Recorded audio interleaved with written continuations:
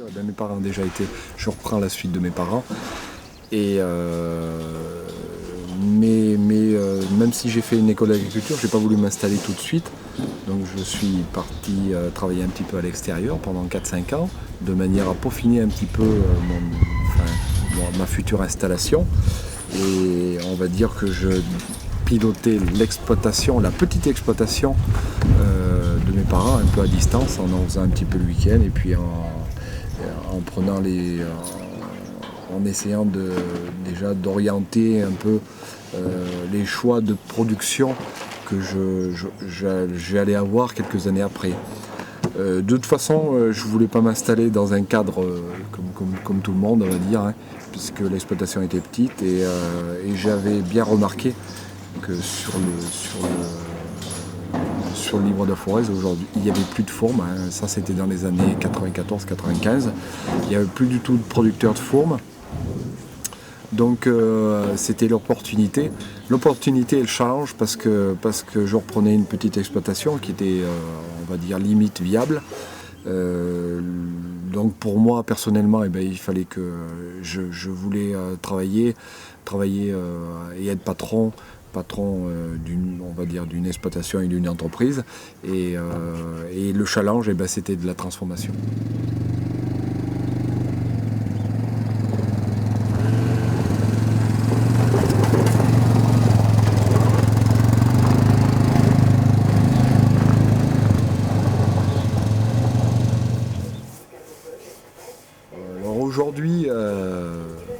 Aujourd'hui, j'ai fait un autre fromage.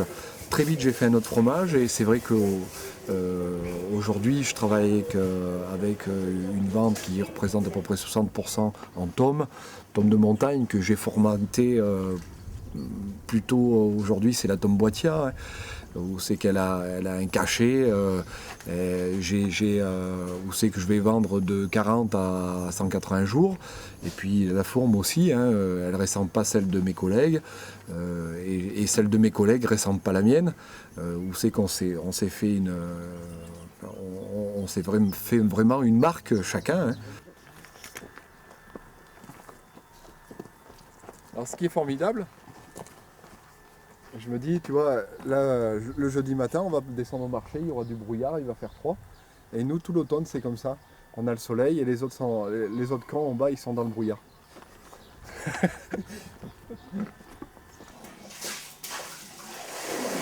L'inconvénient d'avoir des chaussures percées, c'est que ça prend l'eau.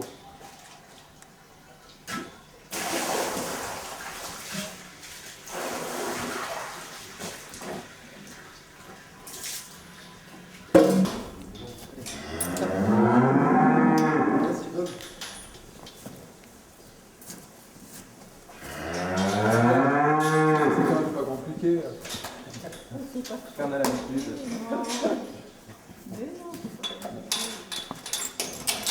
J'ai demandé de me donner, j'ai fait voir ma main.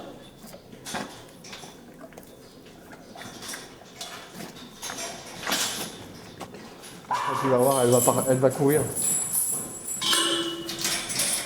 Tu dis bonjour, monsieur. Bonjour, Pierre. Bonjour. Tu dis bonjour au micro.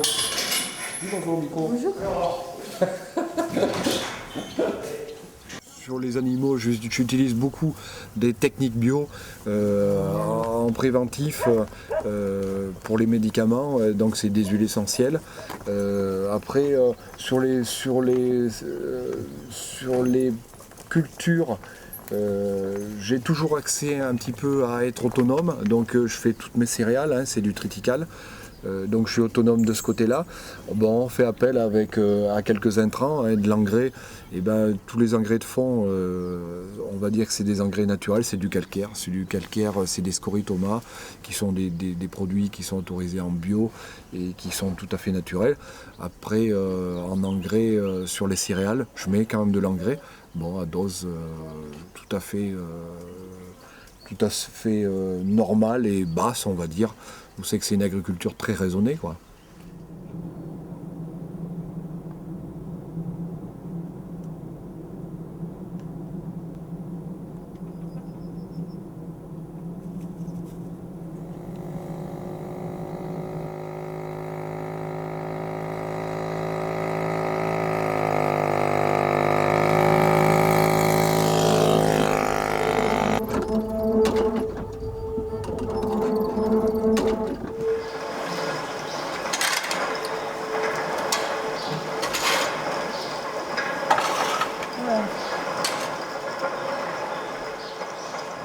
qualificatif, eh ben, je dirais qualité, attente, qualité. Alors c'est l'attente des clients, l'attente dans la cave, moi, hein, parce que les produits, on va dire, qui sont pas matures, et ben ils partent pas. C'est travail. Et la couleur, et ben ça serait le vert des prairies.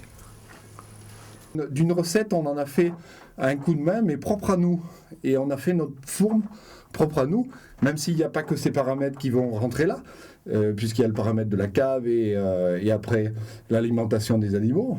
Mais je pense que la recette, on l'a établie comme on voyait notre fourme.